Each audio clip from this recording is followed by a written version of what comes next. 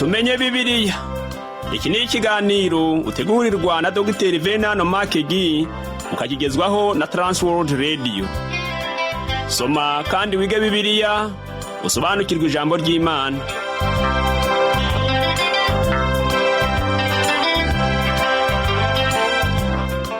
Uraho neza nshuti muvandimwe uteze amatwi ikiganiro tumenye Bibiliya. Amahoro y'Imana nabane nawe. Kaze muri iki kiganiro ugezwaho nanjye Parfait Ntamvutsa. Ubwo duherukana twaganiriye ku byerekeranye n'ihumure ry'Imana ku migambi y'ubuzima bwacu, ndetse tunareba imigambi Paulo yari afite yo gusura Abakorinto. Uyu munsi turakomeza kurebera hamwe ku ihumure ry'Imana, ndetse turebe n'ibijyanye no guhumurizwa kw'Imana mu guhindura uwera wacumuye.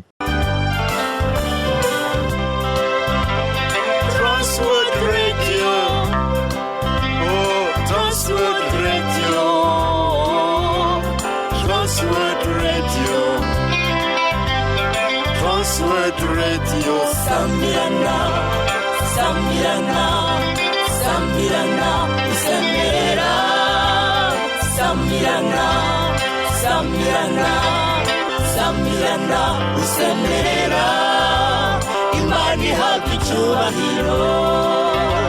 Mu Bakorinto ba kabiri igice cya mbere ku murongo wa 11 aravuga ngo namwe mufatanije natwe gusenga kugira ngo impano twaheshejwe na benshi bayishimira Imana ku bwacu. Imana ishaka ko dukora ibi. Ndakeka ko Imana yemera ko duhura n'ibyago kugira ngo duhumurizanye. Imibabaro yacu ni ku nyungu z'abandi. Paulo yaravuze ngo natwe tubone uko duhumuriza abari mu makuba bose. Biratangaje ukuntu ibibazo byacu bihindukira abandi guhumurizwa. Imana yemera ko duhura n'ibibazo kugira ngo tubashe guhumuriza abandi. Umva nanone Paulo uko yavuze ku murongo wa 8 w'iki gice cya mbere. Yagize ati: bene data, ntidushaka yuko mutamenya amakuba yatubereyeho muri Asiya, ko twaremerewe cyane kuruta ibyo dushobora, ndetse bigatuma twiheba ko tuzapfa. Hari umugani w'izuba n'umuyaga wigishwaga mu mashuri abanza. Izuba n'umuyaga byarimo kureba ukomeye kurusha undi. Hariho umuntu wari urimo kwigendera mu nzira yiyambariye ikote, hanyuma umuyaga uravuga ngo ushobora gutuma uriya muntu akuramo ikote rye. Nuko umuyaga utangira guhuha ku buryo wenze guhuha umuntu. Uko umuyaga warushagaho guhuha cyane, niko wa muntu yageragezaga kwimunyamunya afata rya kote rye. Hanyuma izuba riti: ninjye ugezweho. Izuba ryaravuye cyane ku buryo wa muntu yakuyemo ikote rye. Izuba rikora ibyananiye umuyaga. Muri rusange umuyaga uhuha cyane ntuzadukura ku Mana. Iyo umuyaga utangiye guhuha kandi ukomeye, tugarukira Data ubasha kuduhumuriza. Nyamara turi ahantu hakomeye nanone, aho usanga ibintu byose bitugendekera neza. Iyo izuba ryatse, abakristo barabyoroshya, bikuramo wa mwambaro wo gukiranuka, hanyuma bagatangira kwisanisha n'isi. Ibi nibyo benshi bakora muri iyi minsi. Mu Bakorinto ba kabiri igice cya mbere ku murongo wa 12 Bibiliya iravuga ngo kwishima kwacu nuko nibyo umutima wacu uhana uhamya yuko ingeso twagiraga mu isi, kandi cyane cyane kuri mwe, ari ukwera no kutaryarya kuva ku Mana, no kudakurikiza ubwenge bwa kavukire, ahubwo gukurikiza ubuntu bw'Imana. Ibiganiro byacu bisobanuye imyitwarire yacu mu isi. Paulo yavuze ko ashobora kwishima bitewe n'ubuhamya cyangwa uko yitwara mu buzima bwe. Abigaragaza neza ko bitari ubwenge bwa kavukire, kandi nanone ntabwo ari ubwenge bwacu butuma ubuzima bwacu buhamya ku bantu tubana cyangwa duturanye. Niba dufite ubuhamya bwiza ku Mana, nuko twabayeho ubuzima bwera kandi butaryarya buva ku Mana. Paulo ari kuvuga ko ari kubw'ubuntu bw'Imana iyi mibabaro yaje mu buzima bwe. Kubabara ni impuhwe z'Imana, kandi bizana imico mu buzima bwacu yatuma tuyisangiza abandi. Nshuti yanjye, uyu munsi niba uri mu gitanda ubabara kandi ukaba uri mu bushake bw'Imana, ubwo buriri ushobora guhinduka ahantu ababwiriza butumwa bashobora guhagarara. Ubwo buriri bushobora guhinduka ubuhamya bukomeye ku bandi. Mu Bakorinto ba kabiri igice cya mbere kuva ku murongo wa 13 kugera ku wa 15 haravuga ngo kuko tutabandikira ibindi keretse ibyo musoma, ibyo nibyo mwemera, kandi niringiye ko muzabyemera kugeza ku mperuka, nk'uko mwatwemeyeho igice yuko turi ibyirato byanyu, kandi nk'uko namwe muzaba ibyacu ku munsi w'Umwami wacu Yesu. Ubwo niringiye ibyo nagambiriye kuba ari mwe mbanza gusura kugira ngo munezerwe kabiri. Paulo ari kuvuga ngo ese sinababereye umugisha ubwo nazaga ku nshuro ya mbere? ubu noneho nje ku nshuro ya kabiri kandi ndashaka kubabera uwundi mugisha. Mu Bakorinto ba kabiri igice cya mbere kuva ku murongo wa 16 kugera ku wa 17 haravuga ngo nimba nyuraho njye Makedoniya nkagaruka iwanyu mvuye Makedoniya ngo mumperekeze njye Yudaya, mbese ubwo nashakaga gukora ntyo narahindahinduraga, cyangwa ibyo ngambirira mbigambirira mu buryo bw'abantu ngo nikiranye nti ye maze ngo nti oya.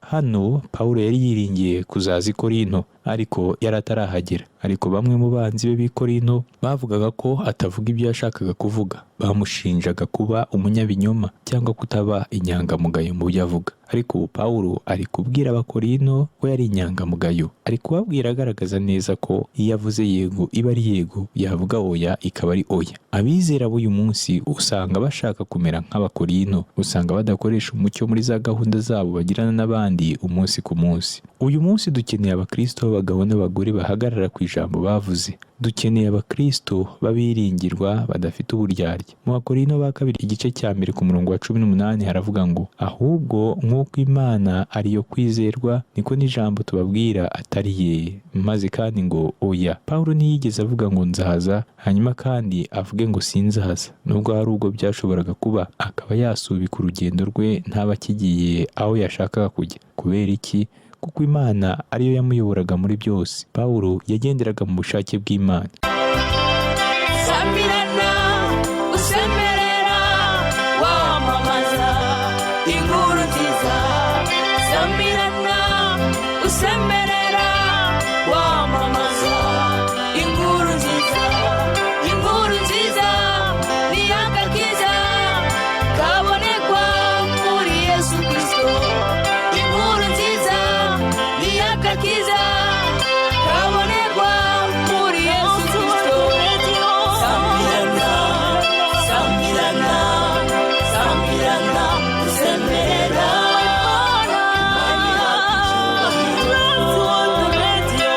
samirana, samirana, samirana usemerera imani yakucyubahiro. Samirana, samirana, samirana usemerera imani yakucyubahiro. Samirana, samirana, samirana usemerera imani yakucyubahiro.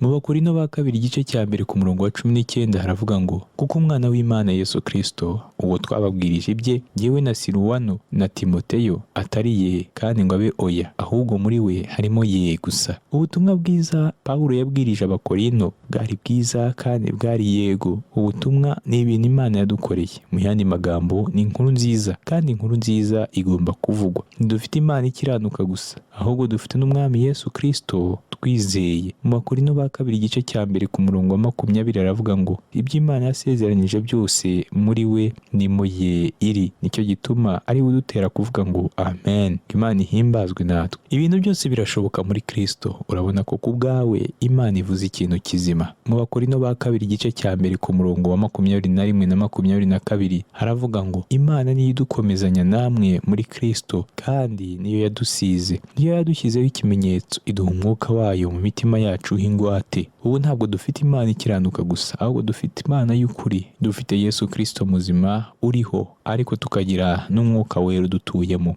Uyu munsi ndizera cyane ko muri uyu murongo tumaze gusoma dufite umurimo wa mwuka wera wuzuye. Pawulo yaravuze ngo niyo yadushyizeho, none ni gute ushyirwaho? Ubwo Pawulo yandikiraga Abakorinto urwandiko rwa mbere kandi bakaba barahindagurikaga, yasoje avuga ngo nuko bene data bakundwa mukomere mutanyeganyega murushaho iteka gukora imirimo y'umwami, kuko muzi yuko umuhati wanyu atari ubusa ku mwami. Ibi byanditse mu Bakorinto ba mbere igice cya 15 ku murongo wa 58. Ese gushyirwaho bisobanuye iki? Twizera ko ari umurimo wa mwuka wera. Mbere na mbere umwuka wera yemeza umuntu ko ari umunyabyaha. Yesu Kristo yavuze ko ubwo umwuka wera azaza mu isi azemeza isi iby'icyaha, ibyo gukiranuka n'iby'amateka. Icya kabiri azakora ni ukuduhindura. Iyo tumaze kwemezwa iby'icyaha twatura ibyaha byacu hanyuma tukakira Yesu Kristo nk'umwami n'umukiza. Ikindi kandi umwuka wera ntabwo azaduhindura gusa, ahubwo azanaduturamo, kandi ntazaduturamo gusa ahubwo azatubatiza. Aya magambo ni ingenzi cyane, aho Pawulo yavuze ngo Imana niyo idukomezanya namwe muri Kristo kandi niyo yadusize. Imana nde? Imana Mwuka Wera. Rimwe na rimwe iyo twapfushije umuntu wumva babwira uwapfuye ngo urindirwe mu maboko ya Kristo. Hano kurindwa si iryo jambo ryagakwiye gukoreshwa. Iyo ushyizwe muri Kristo kubw'umubatizo wa Mwuka Wera uba ugize umubiri we, aho kugira ngo urindirwe mu maboko ye, ahubwo uba urinzwe nk'ukuboko kwa Kristo. Haleluya! Urarinzwe nk'uko Kristo arinzwe kuko uri urugingo rwe. Mbega umutekano mwiza! Mu kuvuga imirimo ya Mwuka Wera, Pawulo yakoresheje indagihe cyangwa se present tense mu rurimi rw'icyongereza. Uyu munsi nibyo agukorera, akwemeza iby'icyaha, araguhindura, akaguturamo, hanyuma akakubatiza. Haleluya! Pawulo akomeza avuga ngo Imana niyo idukomezanya namwe muri Kristo kandi niyo yadusize. Uyu munsi gusigwa kwa Mwuka Wera ni ukuri kwirengagizwa. Mu rwandiko rwa mbere rwa Yohana igice cya 2 ku murongo wa 20 tubwirwa ngo nyamara mwebweho mwasizwe n'Uwera kandi muzi byose. Uko gusigwa ni Mwuka Wera. Uko gusigwa gufata Mwuka Wera akatuyobora mu kuri kose. Mu rwandiko rwa mbere rwa Yohana igice cya 2 ku murongo wa 27 Bibiliya iravuga ngo kuko gusigwa mwasizwe nawe kuguma muri mwe, aricyo gituma mutagomba umuntu wo kubigisha, kandi nk'uko uko gusiga kwe kubigisha byose kukaba ari ukuri atari ibinyoma, kandi nk'uko kwabigishije mu ariko muguma muri we. Uyu murimo wa Mwuka Wera ni ingenzi cyane. Ntabwo ari ibintu aguha kuko yabanje kuguha gahunda cyangwa se nk'ibintu yabanje gufunika nk'ugiye gutanga impano. Ufite Umwuka Wera ukwigisha, kandi we ubwe ashobora kugufungurira akakwereka ijambo ry'Imana.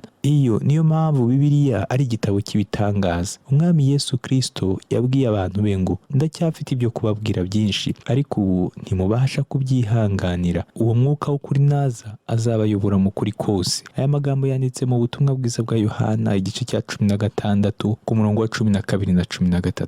Umwuka Wera ashaka kukuyobora mu kuri kose, inshuti yanjye. Pawulo yakomeje agira ati niwe wadushyizeho ikimenyetso. Uwo ni umurimo mwiza wa Mwuka Wera. Mu Efeso igice cya 4 ku murongo wa 30 niho hagira hati kandi nimuteze agahinda Mwuka Wera w'Imana wabashyiriweho kuba ikimenyetso kugeza ku munsi wo gucungurwa. Ese birashoboka ko wamutera agahinda? Oya, yadushyizeho ikimenyetso kandi azaducungura umunsi umwe. Ibi bisa nko guta urwandiko aho wari urujyanye. Hari ubwo urwandiko rutakara rutageze iyo rujya kandi ntirutoragurwe. Iyo ushaka kwizera neza ko urwandiko rwawe rwageze aho ushaka kandi rukaba rwakiriwe, ugomba kurwandikisha hanyuma bakagutereraho kashe, aricyo kimenyetso. Abakora mu iposita nibo biyemeza ko rwa rwandiko bazarugeza kuwo rugenewe. Ikindi kandi ni uko inyandiko zose zemewe n'amategeko zigomba kugira ikimenyetso cyangwa se kashe. Ikimenyetso nicyo cyerekana ko uri nyiri ikintu. Umwuka Wera agushyiraho ikimenyetso mu rwego rwo kwerekana ko uri uw'Imana. Haleluya! Nshuti yanjye, niba uri intama y'Imana nto, ntuzatakara rwose. Ushobora kubura ugatakara, ariko we azaza kugushakisha. Umwuka Wera ashushanywa mu mugani uboneka mu butumwa bwiza bwa Luka, aho umugore yakubuye inzu yose ashakisha igiceri cyatakaye kugeza kibonye. Iyo nkuru wayisoma muri Luka igice cya 15 ku murongo wa 8. Pawulo akomeza agira ati iduha umwuka wayo mu mitima yacu ingwate.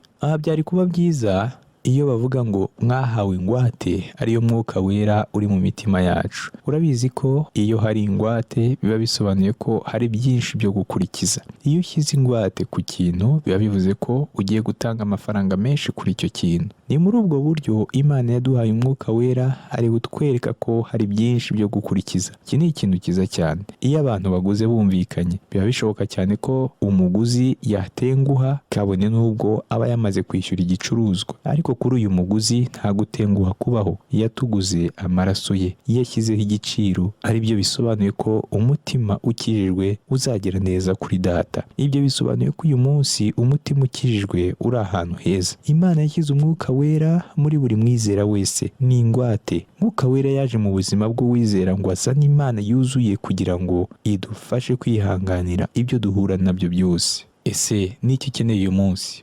Urabizi ko Imana ikungahaye ku mpuhwe.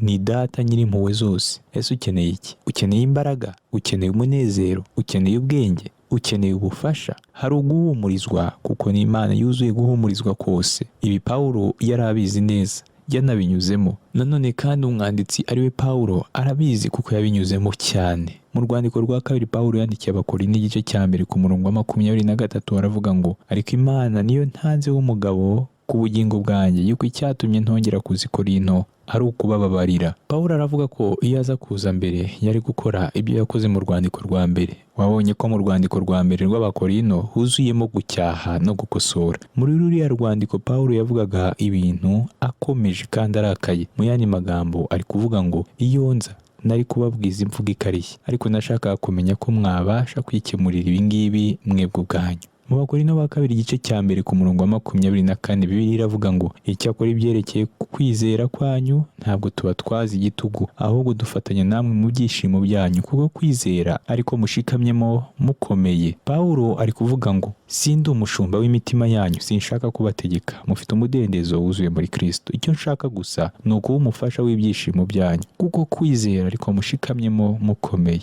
Njyewe nawe tugomba guhagarara dushikamye mu kwizera kwacu. Pawulo yagiye kure y'Abakorinto kugira ngo kwizera kwabo gukomere kandi babashe gukurira mu mwami. Iyi ni imwe mu mpamvu Imana yemera ko benshi muri twebwe duhura n'ibikomeye mu buzima bwacu.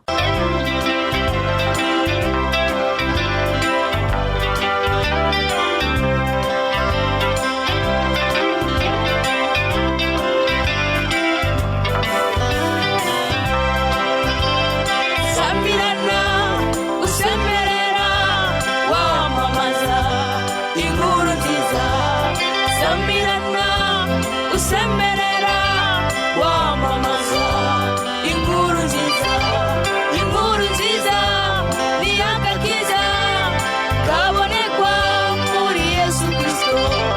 Inkuru nziza ni agakiza kabonekwa muri Yesu Kristo. Sambirana, sambirana, sambirana, usemerera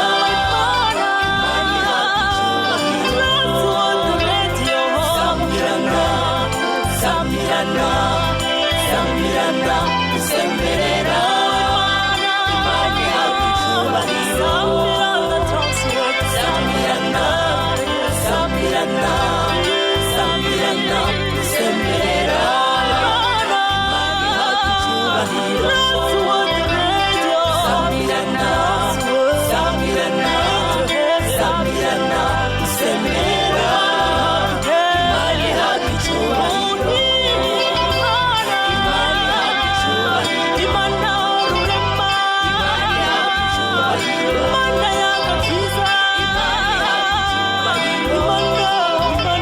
Imana yacu icyubahiro.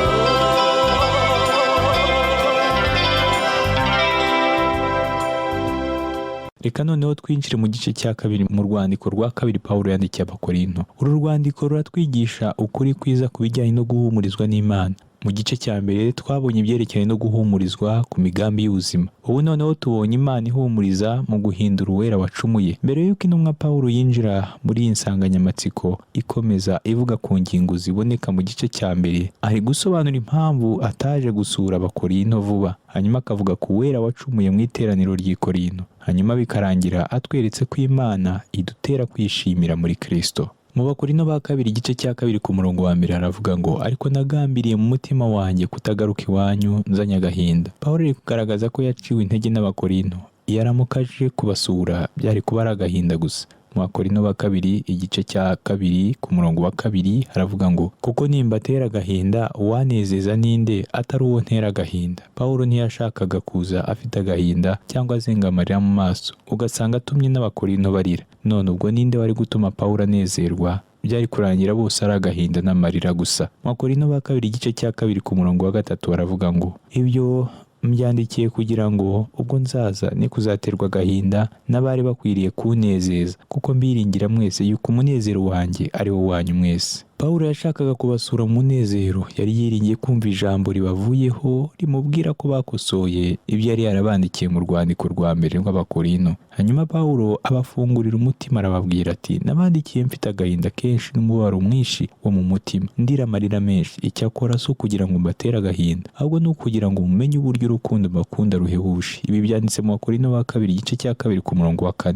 Uyu munsi abantu benshi bagwishwa n'umwigisha iyo yigishije ubutumwa busa nk'aho bukakaye. rimwe na rimwe gukosorwa kuvuye mu ijambo ry'Imana kuzagera ku iteraniro. Abantu bamwe bumva ko umushumba atagomba gukora bene ibyo, nyamara umushumba nyakuri agomba kubikora. Itegeko ni iri ngo ndagutongerera mu maso y'Imana no mu ya Kristo Yesu, uzacira witeka abazima n'abapfuye ubwo azaboneka aje kwima ingoma ye. Ubwiriza abantu ijambo ry'Imana, ugira umwete mu gihe kigukwiriye no mu kitagukwiriye, uhane, uteshe, uhugure, ufite kwihangana kose no kwigisha. Aya magambo Pawulo yayandikiye Timoteyo mu rwandiko rwa kabiri rwa Timoteyo igice cya 4 kuva ku murongo wa 1 kugera ku murongo wa 2. Uyu munsi umuntu uhagaze imbere y'iteraniro afite inshingano zo kuvuga ibitagenda. Abera benshi ntibakunda ibi. Pawulo hano arababwira ko umubabaro we utari uwo kubanga, ahubwo nuko yarabakunze. Umwigisha, umupasitori w'ukuri yerekana urukundo, yigisha ijambo ry'Imana uko riri, aho kugira ngo yemeze iteraniro cyangwa ngo arishimishe. Reka mwibutse ko mu rwandiko rwa mbere Pawulo yandikiye itorero ry'i Korinto yarabacyashye kuko bemeraga ko ibintu bibi byinjira mu iteraniro. Mu iteraniro ryabo harimo ikibazo cy'uko abantu bashakana kandi bahuje isano. Hanyuma abayobozi b'itorero ryabo bagera kuri iki kibazo bagafunga amaso, nyamara bakoraga nk'aho bari mu mwuka cyane. Ubu bwoko bw'imyitwarire mibi cyari ikintu cyakoraga no kubatizera cyangwa se ababaga bari mu itorero ariko batarakomera, kandi bene iki cyaha kikangiza iteraniro cyane. Pawulo rero yandikiye Abakorinto agira ngo agaragaze iki kibazo neza. Mu Bakorinto ba mbere igice cya 5 ku murongo wa 13 yarababwiye ngo mukuru uwo munyabyaha muri mwe. Iteraniro ryumviye Pawulo bakuyemo umuntu wese wakoraga ibisa bityo. Mu Bakorinto ba kabiri igice cya 2 ku murongo wa 5 n'uwa 6 Bibiliya iravuga ngo ariko niba hariho umuntu wateye agahinda uwo yagateye sijye, ahubwo ni mwebwe mwese, ariko ne kubihamya bikabije, ahubwo mvuge ko ari bamwe muri mwe. Noneho rero igihano wa wundi yahanwe na benshi kiramuhagije. Abakorinto bubahaga Pawulo, birukanye umuntu bamukura mu iteraniro. Iki akaba ari cyo kintu cyiza bari gukora. Hanyuma umuntu yamenyaga icyaha yakoze kandi akacyihana. None n'iki bagombaga gukora? Bagombaga kubabarira uwo muntu. Mu Bakorinto ba kabiri igice cya 2 ku murongo wa 7 n'uwa 8 haranditse ngo nicyo gituma mukwiriye kumubabarira no kumuhumuriza kugira ngo aticwa n'agahinda gasaze. Kubw'ibyo ndabingingira kugira ngo mumugaragarize urukundo rwanyu. Ntabwo azirukanwa kuko yakoze icyaha gusa, ahubwo nuko mutazamwakira. Noneho rero mumuramburireho ibiganza kandi mumugarure mwongere musabane nawe. Kubizera b'Abagalatiya Pawulo yarabandikiye ngo bene data, umuntu niyadukwaho n'icyaha, mwebwe ab'umwuka mugaruze uwo muntu umwuka w'ubugwaneza, ariko umuntu wese yirinde kugira ngo nawe adashukwa. Ibi byanditse mu Bagalatiya igice cya 6 ku murongo wa 1. Mu Bakorinto ba kabiri igice cya 2 kuva ku murongo wa 9 kugera ku wa 11 Bibiliya iravuga ngo indi mpamvu yanteye kubandikira niyi, no kugira ngo mbagerageze menye ko mwumvira muri byose, ariko mugira icyo mubabarira nanjye mba nkimubabariye. Kuko nanjye ubwanjye iyo hari uwo ngize icyo mbabarira, nkimubabarira ku bwanyu imbere ya Kristo, kugira ngo Satani atagira icyo adutsindisha kuko tutayobewe imigambi ye. Urabona ko Satani agerageza kudusunika mu buryo bumwe cyangwa ubundi. Rimwe na rimwe umwanzi aduhuma amaso iyo tugeze ku bintu bibi. Uyu munsi hari ingero nyinshi mu nsengero zacu. Hari igihe usanga umuntu ahora ahinduranya itorero kubera ingeso mbi yamunaniye, nyamara kandi ariko aho agiye bakaba bazi neza igitumye ava aho yari ari, ariko ugasanga baramwakiriye. Niba yari umuririmbyi bakamwakira nawe akaririmba. Aha iyo ufunze amaso ku ngeso mbi nk'iyi uba uri kubabaza Yesu Kristo. Noneho rero reka tuvuge ko wa muntu yatuye ibyaha bye kandi akaba yararetse icyaha, wenda ntiyongere gukora icyaha. Abakorinto bagombaga kumubabarira. Ikibabaje ni uko uzasanga bamwe basa nk'aho badahagaze mu ijambo batababarira. Ibyo byasa nk'umurimo wa Satani, kimwe no gufunga amaso ku ngeso mbi. Satani abona urwaho bitewe n'Abakristo benshi usanga batababarira. Hari ibintu bibiri tutumva kenshi mu materaniro yacu. Ntitwumva abantu batura ngo bavuge ibyo bakoze hanyuma ngo basabe imbabazi. Nanone kandi ntitwumva kubabarira kwabo batuye. Hari umuco wo kutababarira muri menshi mu matorero yacu. Ikintu tugomba kwibuka nuko nta cyaha tutakora. Icyaha undi yakora natwe dushobora kugikora. Iyo uwo muntu yatuye akihana, aba agomba kugarurwa, akakirwa, tugasabana nawe. Agomba kugaruka mu busabane. Ubu nabwo ni uburyo bw'umurimo w'Imana, ni umurimo mwiza cyane. Mu Bakorinto ba kabiri igice cya 2 ku murongo wa 12 aravuga ngo ubwo nazaga i Tirowa nzanywe no kubwiriza ubutumwa bwiza bwa Kristo, nubwo nakinguriwe urugi n'umwami wacu. Pawulo yaje i Tirowa, hanyuma ahabonayo uburyo byari mu bushake bw'umwami kugira ngo agumeyo akigisha ubutumwa bwiza aho kugira ngo akomeze i Korinto. Icyo gihe Pawulo ntiyari umuntu uhindagurika, yari umuntu ukiranuka. Yakiranutse mu buryo bwose nk'uko Imana yari yabimutegetse.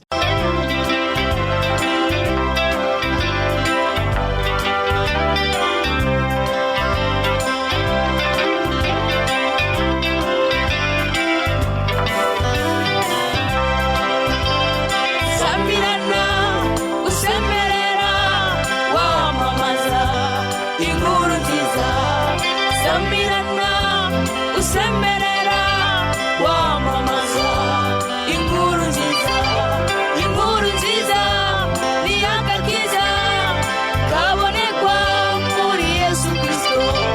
Inkuru nziza ni agakiza kabonekwa muri Yesu Kristo. Sambirana, sambirana, sambirana, usemerera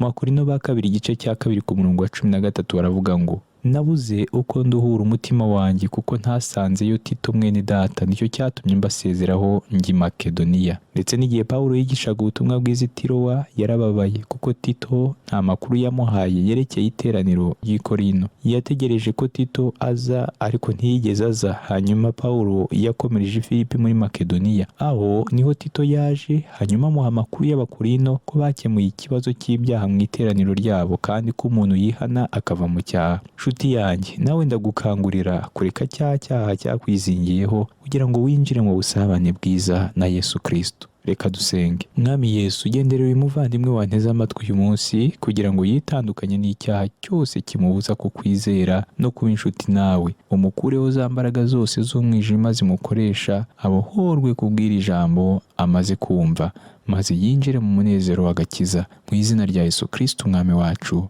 Amen. Nshuti yanjye, wakoze kubana nanjye. Reka tuzongere kuganira undi munsi.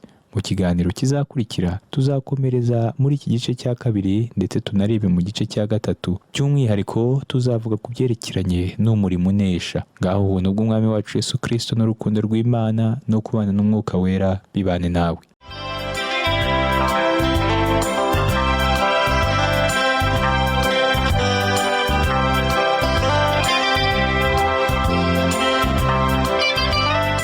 Icyo cyari ikiganiro tumenye Bibiliya. Niba wifuza kugira icyo ubaza, kudutera inkunga cyangwa ushaka kuduha ubuhamya, ushobora guhamagara cyangwa kohereza ubutumwa bugufi kuri telefone igendanwa. Inomero ni 07 81 27 90 18. Ushobora kandi kutwandikira kuri page yacu ya Facebook yitwa Tumenye Bibiliya, cyangwa kuri email yitwa umucyo@yahoo.fr. Imana iguhe umugisha.